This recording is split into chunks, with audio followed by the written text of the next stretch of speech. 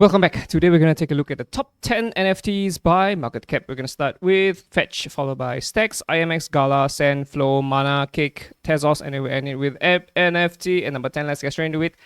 Okay, it's not Tezos first. Fetch against USD. So for Fetch, we are... okay, there's a rally for Fetch. The thing is that I suspect Fetch is still going to drop a bit lower to sub 30 cents though. Right, we dropped to like 34 cents here. And this doesn't really look like a bottom to me. We're still largely under the skinny incline, so the trend is still largely bearish for Fetch, and we're still expecting more downside. But the question is, how much higher we're going to go? The skinny incline, more likely than not, if we were to go any higher, will act as a resistance. Otherwise, we'll probably get a bearish continuation chart pattern in the shape of something like this, maybe a head and shoulders, right? We got a head and shoulders here, and after that, a drop for Fetch. Stacks against USD. Here we are for Stacks. Stacks is okay, again, same thing like Fetch. There's a strong rally, but I'm gonna assume that the skinny incline is gonna act as a resistance. We might go a little bit higher, clearing all these buy clusters before dropping lower. For Stacks, again, we're not too sure if this is already the bottom or not, because Stacks could just be doing something like this, right? Up and down, very, very deep retraces, very bullish rallies, retraces. Yeah, it could be doing something like this. So nothing much for us to work with. At the moment, IMX, okay, IMX very sadly has already taken out the lows. We were anticipating IMX to stay above the lows. Reason being, IMX has a very nice potential, right, for a squeeze here. We were expecting that, but yeah, anyway, it's already taken out the lows, and yeah, if this is what you will call as a get out rally, you get out of IMX until it starts showing a bullish reversal chart pattern. GALA against USD. Here we are for GALA. GALA is also down, also taken out the lows over here, so this is a new all-time low for GALA. Any signs of a bullish reversal yet? No. We're severely oversold though, severely, but the wheels didn't hold the low. It just took out all the lows. So yeah, again, nothing much for us to work with for GALA at this point of time. Sandbox against USD. So Sandbox had a meteoric rise, and now we are in a very, very deep retrace. We're almost taking out the lows over here. Not yet, but very, very close. Could we continue higher for Sand? Sure. But again, nothing much for us to work with for Sandbox.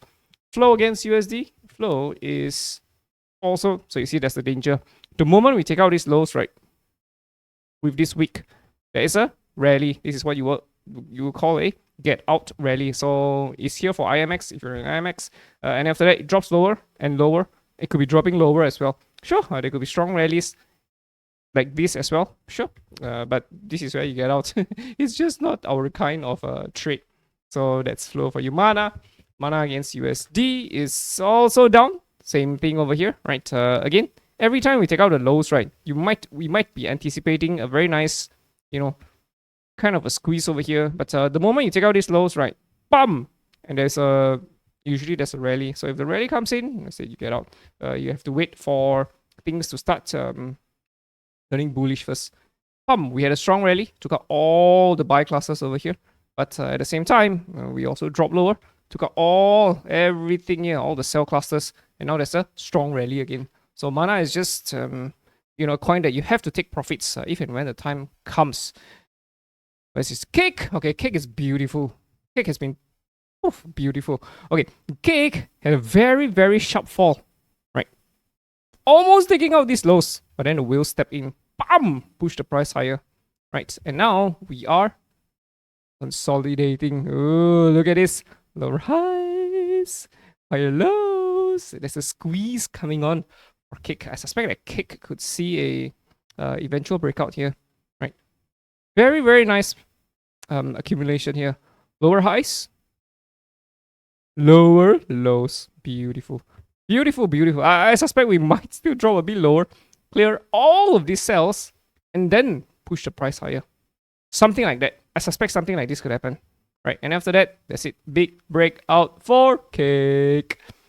XTZ. Okay, so for Tezos, we've already hit targets. We had a target way back in November 2023 at 49 cents, and we are there at 49 cents. Finally there. Is this the bottom of the move for Tezos? I don't think so, but the point is we've hit targets. 2 years.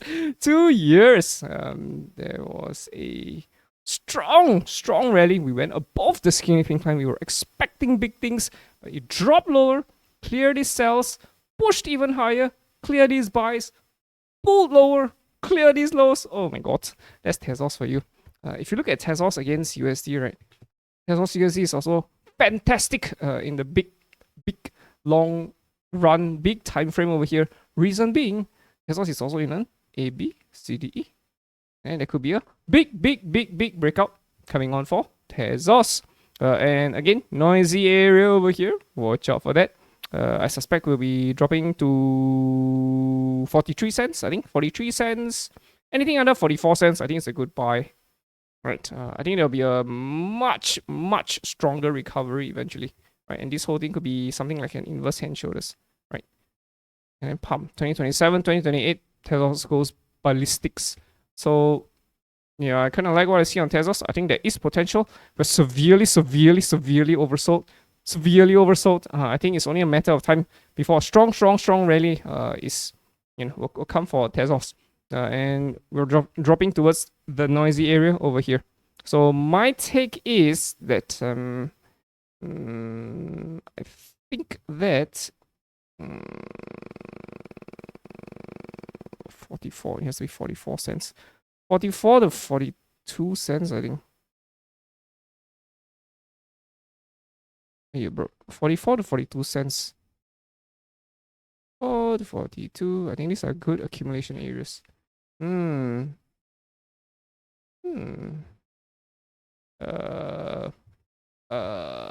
Nice entry zone. You just put it as entry zone. Bottom. Ta-da! Gift for you.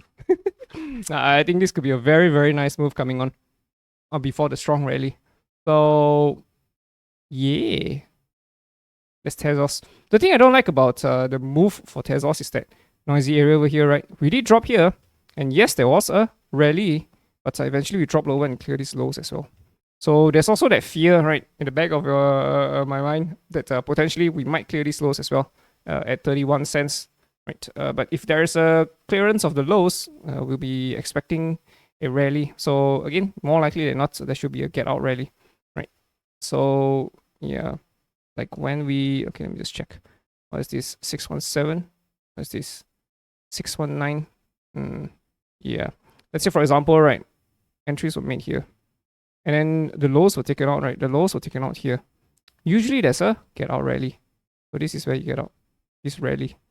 There's always an opportunity. More likely than not to get out. So yeah, even if things don't go well, we'll more likely than not be presented with a get out opportunity. So for me, I think this is Tezos. Tezos is just fantastic in terms of its potential. This big accumulation that has been ongoing since Tezos burst into the scene in 2017. So again, the width of the accumulation is usually equivalent to the height of the rise. So that's why for Tezos, that's $130 target over here. I think we'll have to scrub this. But yeah, I'm expecting big things for Tezos if the breakout occurs, right? If the breakout. So yeah, there's still no breakout yet, right? Are there any big chart patterns that's already broken out? Yeah, XRP is already out. So XRP is something we will always go back to because for XRP, it's clear. It's out. So big accumulation, breakout, right? It's breaking out on its own. And again, clear targets. So coming back to Tezos, we also feel that eventually, if and when it happens, right, the breakout happens, then yeah, we're anticipating potentially triple digits. So let's say, for example, right, optimum entries, 44 cents. Optimum exit, this will be a 28,000% move if things go well. No guarantees in trading, but if things go well, this will be a fantastic move that could be coming on for Tezos. So again, I don't know what the Brightmans have behind the scene, but you know, anyway, along the way, we will be more likely than not taking profits, right? So yeah, but again, we are very oversold. This is what you call extreme discount, I would say. So very oversold. Usually it's accompanied by a strong rally. So I would still expect a strong rally, right? Even if you were to take out these lows. I think a strong rally is not too far away. So yeah, also it would be wise, even if you were to get in, right, to secure some profits, right? 20% is still a lot. Sure, 28,000 would be perfect. Perfect entry, perfect exit. But the pragmatic thing would be to take profits, right? 200% is a lot. Then you wait for the next move down. You can, re-enter at a lower place, and then only you take the right up, right? Because even if things go wrong, you're already in profit, right? You protected your capital. So that's us for you. Looks good, looks good. Ape against USD, Ape NFT. Okay, it's just NFT. We look at it on Gate. So Gate, yeah, this is an area that I think will be worth to sell if and when the break happens, right? This looks to me like, okay, not exactly head and shoulders. Like, okay, if NFT drops here, right, to like 3,004, I would say. I think it'll be a fantastic entry area, right? Because this is a noisy area. So the top of the range is here. The bottom of the range is about 3,004 to 3,001. Somewhere around here will be a very nice entry for Ape NFT. And after that, yeah, we could take a ride up eventually, right? But as it stands, yeah, nope, not yet. So yeah, for me, I think Tezos is the one that's looking fantastic in terms of opportunity. All right, hope you guys have a great Tuesday ahead of you. See you in the next one. Ta-ta.